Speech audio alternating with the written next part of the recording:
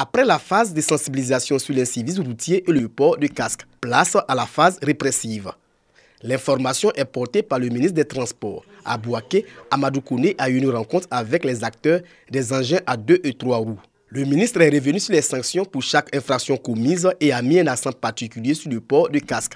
Nous avons rencontré ici les responsables d'organisation d'utilisateurs de 2 et de 3 roues il y a quelques semaines, il y a un peu plus d'un mois, pour les sensibiliser, leur demander de s'impliquer dans la sensibilisation, pour encore passer et insister sur le message, sur la nécessité de respecter le code de la route, de respecter les décisions du gouvernement.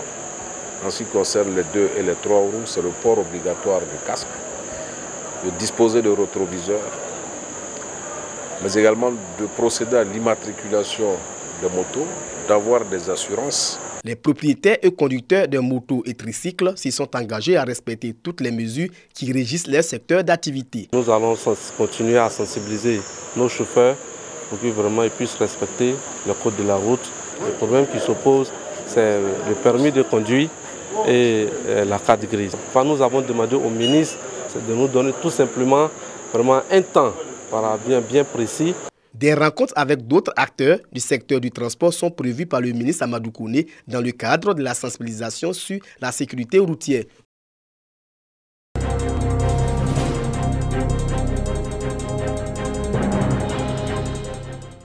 Des journalistes à la découverte du premier bataillon de génie de Bouaké. Une visite guidée pour permettre aux professionnels des médias de découvrir quelques équipements et le savoir-faire des hommes et femmes de cette unité militaire. À travers cette journée, la hiérarchie militaire veut éclairer les journalistes sur les missions et rôles du génie militaire. Cette journée vise également à renforcer les liens armées-nation. En temps de paix, ces armées se consacrent uniquement à l'instruction et à l'entraînement. Mais elles ont en leur sein des outils pour garder quand même le contact avec les populations. Le génie militaire est l'un de ces outils. Donc, en plus de ces missions militaires, la hiérarchie lui a confié des missions au plan civil. Donc des missions principalement d'aide au développement, qu'il mène à bien au profit des populations, surtout des communautés rurales, par la réalisation d'infrastructures enrichissantes pour les journalistes. Le chef du camp nous a instruits, il nous a donné quand même certaines instructions par rapport à leurs objectifs, par rapport à leur mission. Donc, dans cette dynamique, il a également demandé aux journalistes d'être régulièrement aux côtés des militaires. Au nom du président Jean-Claude Coulibaly, nous disons merci à l'état-major des armées. C'est par un match de gala entre les militaires et les journalistes qu'a pris fin cette journée de fraternité. Cette rencontre amplement disputée est remportée par les militaires sur le score de 5 buts à 4. Créé en 1963, le premier bataillon des génies assure à la fois des missions de défense et de services communautaires avec pour devise souvent construit, parfois détruit, toujours servi.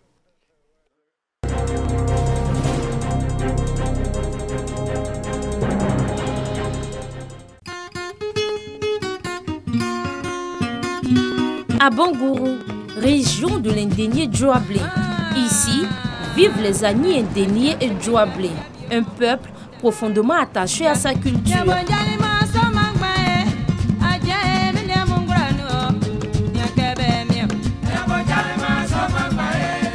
Ce dimanche matin a lieu l'Atonvlé.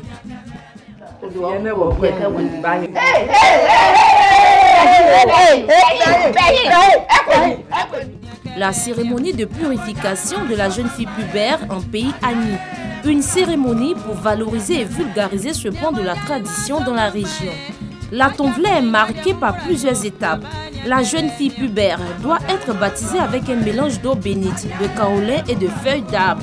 On est sur la jeune fille vierge pour annoncer ses menstrues. Désormais, elle ne doit pas cacher. Parce que cette eau-là même, c'est une jeune fille vierge qui a puisé sa chose à la rizière.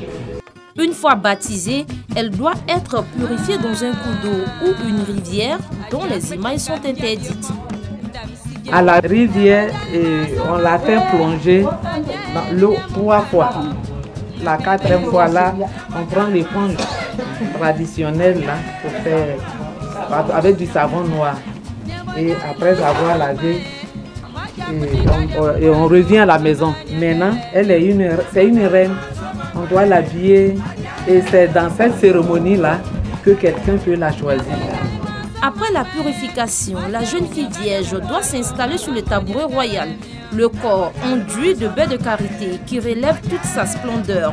Des rituels qui permettent d'avoir une bonne vie de couple selon la tradition. C'est un tabouret sacré. Comme aujourd'hui c'est son jour, c'est cela. Elle n'est pas assise sur les autres tabourets. C'est ce que nos ancêtres ont fait. Et au pays Agni, quand on te fait ça, tu as la chance dans la vie. On te marie. Parce que pour avoir un bon mari, il faut forcément passer par là. Cette étape terminée, la jeune adolescente devra prendre un bain et choisir ses demoiselles d'honneur qui n'ont pas encore atteint l'âge de la puberté, pour qui elle restera la marraine à vie.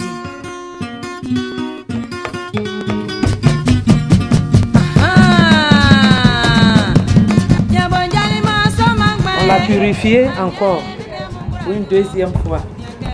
Et c'est maintenant qu'elle va porter les habits de nos ancêtres.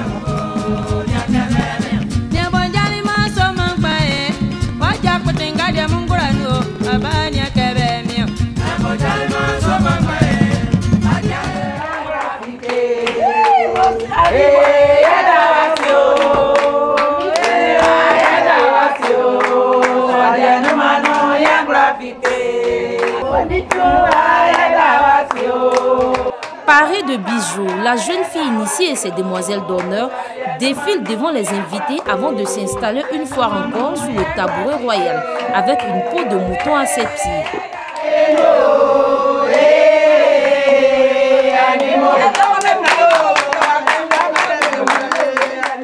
Selon les anciens, la purification de la jeune fille pubère en pays Agni confère à la femme sa dignité et le respect dans la communauté. Mais également, elle permet de lutter contre les grossesses précoces. Ça lutte contre les grossesses en milieu scolaire parce qu'avant, si vous n'aviez pas fait cette cérémonie, un homme ne pouvait pas vous toucher. Et quand vous avez fait cette cérémonie, on vous a tout expliqué, on vous a dit à partir de maintenant, si un homme vous touche, vous risquez de tomber enceinte et de faire un enfant. Donc vous vous méfiez. C'est très cher au peuple akan.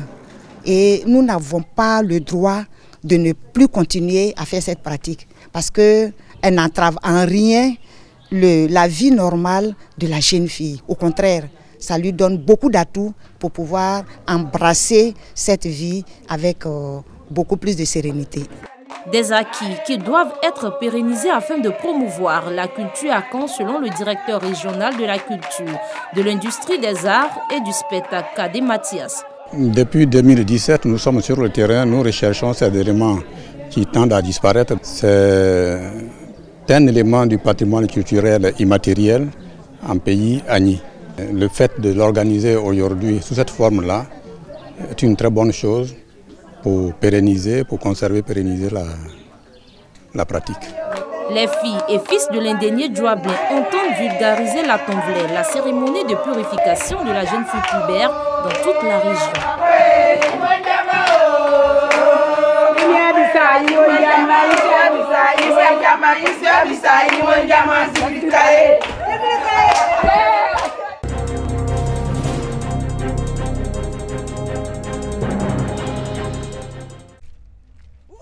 Begbessou, sous-préfecture dans le département de Boisflé. Un tournoi de football est organisé pour consolider son admirable harmonie intercommunautaire, sa cohésion sociale et le vivre ensemble dans cette localité. L'initiative est d'une société minière établie à Angovia, un village de cette sous-préfecture.